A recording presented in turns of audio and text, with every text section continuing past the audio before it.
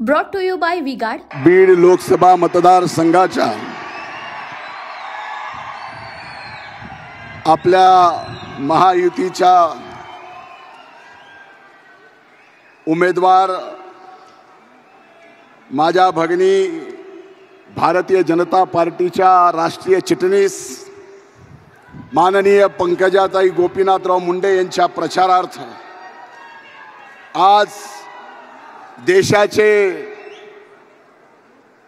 प्रधानमंत्री आपल्या पंकजाताईच्या प्रचारासाठी या ठिकाणी येणार आहेत।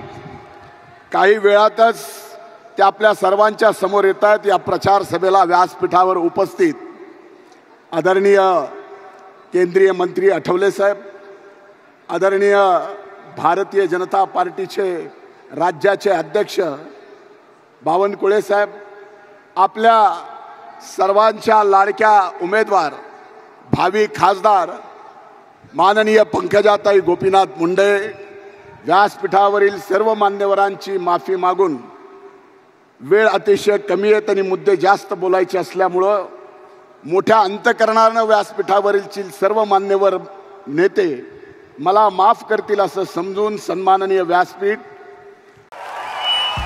भाइयों बहनों, उनके राज में पावर रहे अनस्टेबल और हम रखे सब स्मूथ और स्टेबल।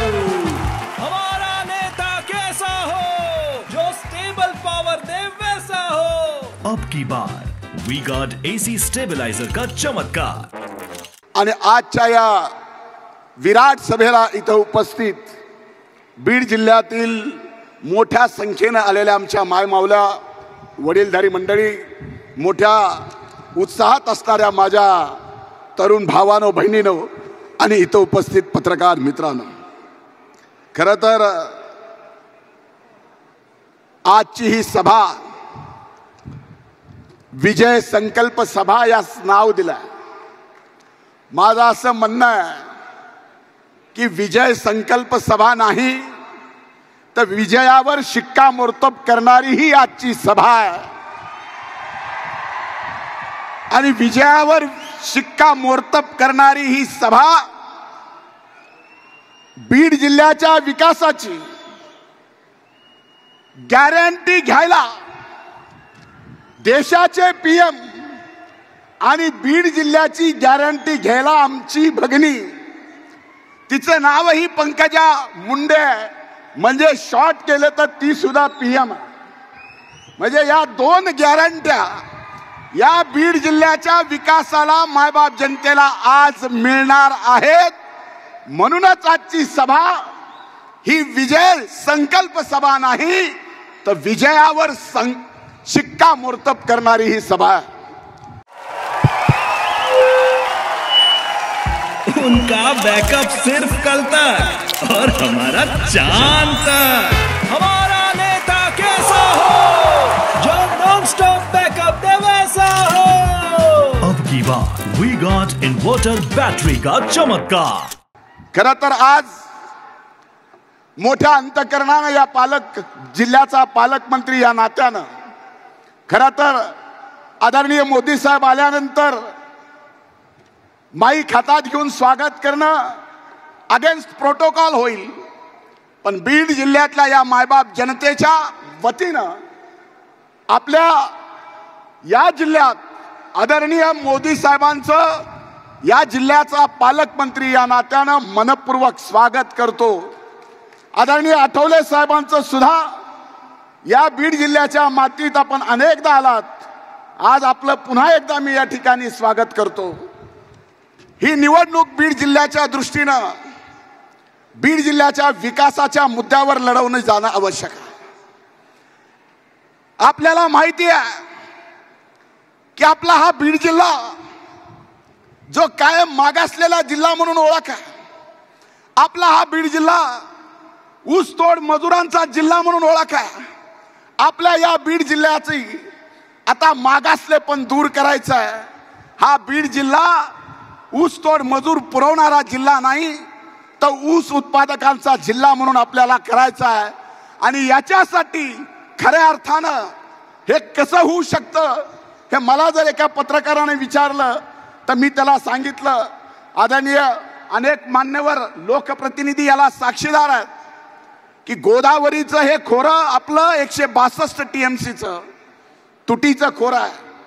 ही तूट भरून काढायची असेल तर पश्चिमेकडे वाहून जाणारं समुद्रातलं पाणी नाशिकला आणून, नाशिकचं पाणी जायकवाडीला आणून, जायकवाडीचं पाणी माजलगावला आणून, माजलगावचं पाणी तांदळवाडीला लिफ्ट करून, तांदळवाडीहून धनेगाव पासून ते बोरणापर्यंत या ठिकाणी ग्रॅव्हिटीनं पाणी आणायचं असेल तर खऱ्या अर्थानं ती परिस्थिती आपल्या बीड जिल्ह्यात बदलू शकेल. आज आपल्याला पाण्याची गरज आहे. या बीड जिल्ह्याचा भौगोलिक इतिहास कदाचित समोरच्या उमेदवाराला माहित नसेल. या बीड जिल्ह्यामध्ये फक्त 1,83,000 हेक्टर जमीन बागायती आहे. जवळजवळ 8 लाख हेक्टर जमीन ही जिरायती आहे. वर्षातून आम्ही फक्त एकदा पीक घेतो. म्हणून 70% या बीड जिल्ह्यातली लोक 6 महिने विस्थापित होतात आणि आपला जिल्हा सोडून, आपली माती सोडून दुसऱ्याच्या शेतामध्ये आपल्या मनगटाच्या ताकदीवरती ऊस तोडतात. हा प्रकल्प जर पूर्ण झाला, या प्रकल्पाला महायुती सरकारने तत्वतः मान्यता दिली आहे. 1,17,000 कोटी रुपये या प्रकल्पाला लागणार आहेत. याच्यात 50% केंद्र सरकार उचलणार आहे, 25% राज्य सरकार उचलणार आहे आणि उर्वरित जपानच्या सरकारकडून या ठिकाणी कर्ज म्हणून या प्रकल्पाला मिळणार आहेत. आणि हा प्रकल्प 5 वर्षाच्या आत पूर्ण करायचा असेल तर आजच्या या विजय शिक्कामोर्तब सभेच्या माध्यमातून मोदी साहेब ज्या देशाने ठरवलंय तिसऱ्यांदा या देशाचं प्रधानमंत्री करायचं, त्यांच्या पाठीमागं आपल्या जिल्ह्याचं विकासनभूत नेतृत्व म्हणून पंकजाताईला या जिल्ह्याचं खासदार म्हणून त्यांच्या पाठीमागं आपल्याला खंबीरपणाने उभं करण्यासाठी पाठवायचं आहे. त्याच्याशिवाय हा विकास होणं शक्य नाही. आज आपल्यापैकी अनेक जण, बावनकुळे साहेब म्हणले की आपण, बावनकुळे साहेब म्हणले की आता टीका करायला वेळ नाही, समोर टीका करायला मुद्दा नाही. ही खरी गोष्ट आहे. इथं अनेक मान्यवर नेते उद्यापासून आपल्या विरोधात प्रचाराला यायलेत आणि आपल्या विरोधात प्रचाराला येत असताना काल काय मंडळी येऊन गेली. आता मी गेवराईच्या सभेत बोललो होतो की समोरचा उमेदवार म्हणतोय की मी शेतकरी पुत्र आहे. मी म्हणलं मी सुद्धा कृषी मंत्री आहे. मलाही बघावं लागेल की हा नेमका शेतकरी पुत्र कशाची शेती करतो, कशाची शेती करतो, कशाची कशाची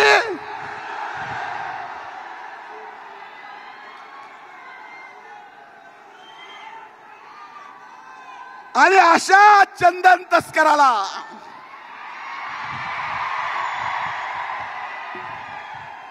या बीड जिल्ह्याच्या मायबाप जनतेने मत द्यावं का न द्यावं ही नक्की बीड जिल्ह्याची जनता विचार करेल. म्हणून आपलं मत वाया घालू नका. आज आपल्याला खऱ्या अर्थानं पंकजाताईंना ऐतिहासिक मताधिक्यानं विजयी करायचं आहे. जेवढ्या मताची लीड जास्त असेल तेवढा केंद्रातून पैसा आपल्या बीड जिल्ह्याच्या विकासासाठी सुद्धा येईल. आजची ही सभा मोदी साहेबांची योगेश्वरी नगरीमध्ये होतीये. ही होत असताना आज व्यासपीठावर ते नाहीत, पण एक केंद्रीय मंत्री व्यासपीठावर आहेत. त्यांच्या समोर या ठिकाणी सांगतो की आमचा आणखीन एक रेल्वेचा प्रश्न आहे, तो म्हणजे घाटनांदूर ते अंबाजोगाई जोडायचा. ते सुद्धा प्रश्न येणाऱ्या 5 वर्षाच्या काळात या ठिकाणी पूर्ण करणार. हे पंकजाताईची गॅरंटी आहे पीएम म्हणून आपल्या जिल्ह्याच्या, आणि पीएम साहेबांची देशाचा विकास करायची गॅरंटी आहे. म्हणून आज जास्त बोलणार नाही. इथून पुढचे 5 दिवस मतदानाचे जे राहिलेले आहेत, हे 5 दिवस एक एक मत जे आज सभेला आलंय आणि एक 10 मत जे तुमच्या घरचे आपल्या घरी आहेत, त्या सगळ्यांचं मतदान आपली लेख अनुक्रमांक 1 पंकजा गोपीनाथ मुंडे चिन्ह कमळ समोरचं बटन दाबा आणि ऐतिहासिक मताने ताईंना दिल्लीच्या सार्वभौम सभागृहात पाठवा ही कळकळीची विनंती करतो. इथंच थांबतो. खूप खूप धन्यवाद. जय हिंद, जय Maharashtra. Brought to you by V-Guard.